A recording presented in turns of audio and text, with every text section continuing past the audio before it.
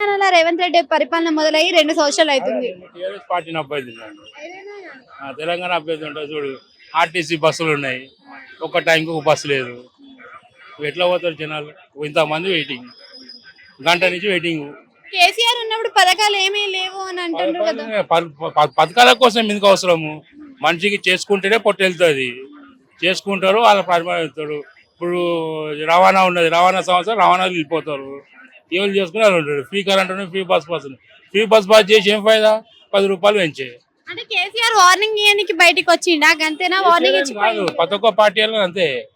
ఎవరైనా సరే పథకాలు అవసరం లేదు జనాలకు. ఏ పథకం అంటే కేసీఆర్ 2 ఏళ్ల సంది బయటికి రాలేదు, ఉన్నట్టుండి ఒకసారి బయటికి వచ్చి వార్నింగ్ ఇచ్చి మళ్ళీ లోపలికి వెళ్ళిపోయింది కదా.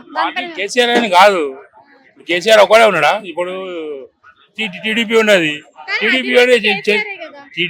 టీడీపీ ఎన్టీఆర్ పోయినాక చంద్రబాబు నాయుడు పలిపిస్తలేడా? అట్లే పల్పరం ఇస్తూ ఉంటారు ఒకళ్ళ తర్వాత. ఇప్పుడు కాంగ్రెస్ ఉన్నారు, కాంగ్రెస్ పోయి అవతరాన్ని పోయినాయి. ఒకళ్ళు కాంగ్రెస్ పని నుంచి గాంధీ పరిపాలనేగా. గాంధీ రాజీవ్ గాంధీ చచ్చిపోయినా, ఇందిరాగాంధీ చచ్చిపోయినా, గాంధీ నుంచి ఉన్న ప్రధానమంత్రి ఉన్నాడా? లేడు. అంతే, రాజకీయం అనేది అంతే.